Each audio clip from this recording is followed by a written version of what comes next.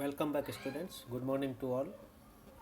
In our BA Part 3rd online class, we are taking literary terms, and in this class, we will discuss about satire. So, up to now, we have discussed a couple of literary terms and devices, and we have understood that these terms are the techniques or the devices which are used by a writer. So, so that he can achieve not only the artistic beauty, not only the effectiveness of his expression, it is also for the readers that it provide a greater understanding and artistic satisfaction to read the work. Metaphor, simile, alliteration, hyperbole, understanding of antithesis, what is paradox, what type of essay I am reading, what type of satire I am reading. If reader has this type of understanding, no doubt his aesthetic satisfaction is increased. So these are unavoidable aspects of literary work, we can say. It makes the presentation and its effect more artistic, more effective, and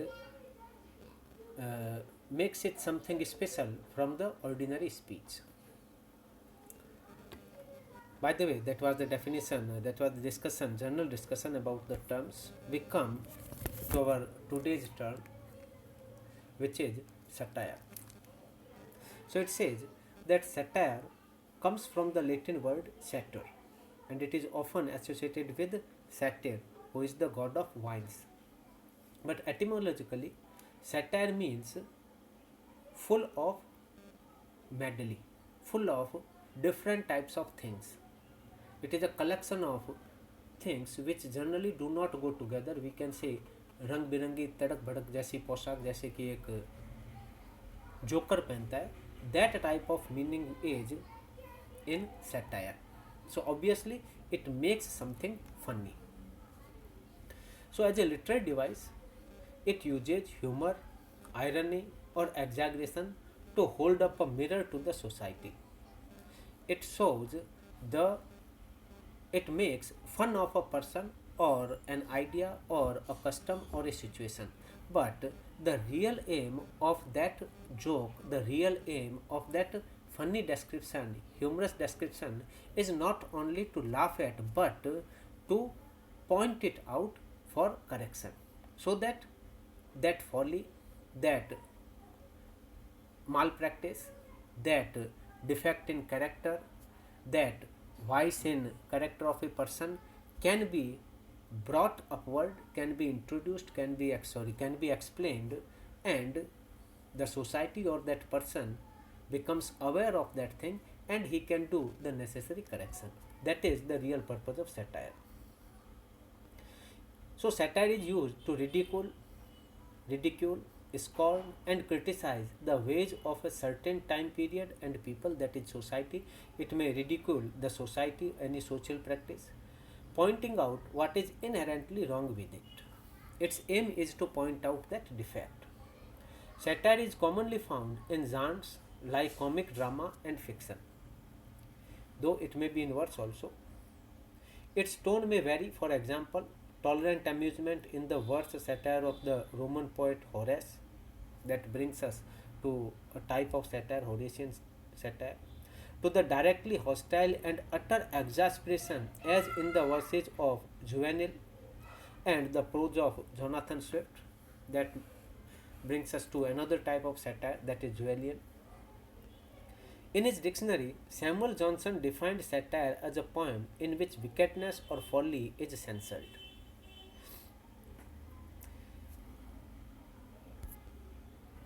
An example of satire would be Swift's writing. Swift has written so many satires, especially the Gulliver's Travels, if you remember. He says that satire is a sort of glass wherein beholders do generally discover everybody's face but their own. When it comes to the follies or drawbacks in character, generally we do not recognize ourselves. But through satire, we can get that awareness. That is the effect of a satire, good satire, which is the chief reason for that kind of reception it meets in the world. Generally, satires, humorous pieces of writing, are always welcome, and that so very few are offended with it. Satire can be personal or for a type of person, against a class, against an institution, against nation, or against entire race. It depends upon what is the target area of the satire. Jonathan's Gulliver's Travels, Ben Jonson's Volpeno satirizes certain types of people, and Dryden's Mac Flacno represents a kind of pretentious poetaster and satirized especially a rival author of his time, Thomas Sedwell. So it is personal satire. Satire may be personal, in which a person is targeted. It may be social satire, in which the vices or the malpractices in society are discussed. So, to sum up, we can say that it is a piece of writing, humorous in nature. It employs humor, irony, exaggeration, and it ridicules, it laughs at something. But the purpose is to expose and criticize people's stupidity or vices for correction. The real aim of satire is improvement through correction. It is an extremely broad category. We can say that it may involve a humorous piece, an ironic piece, an exaggerated piece, or it may have any one of them. We must remember, to identify a satire, we can say that a satire makes fun of a person, makes fun of a practice, a situation, an idea, or an institution. One of these are the target subject of a satire. These things are ridiculed in a satire.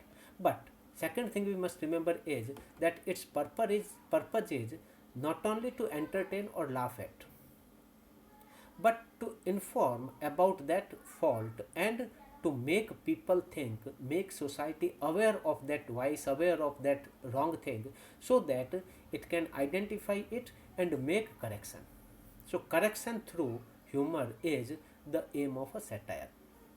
Now, there are three types of satire generally: Juvenalian satire, Manichaean satire, and Horatian satire.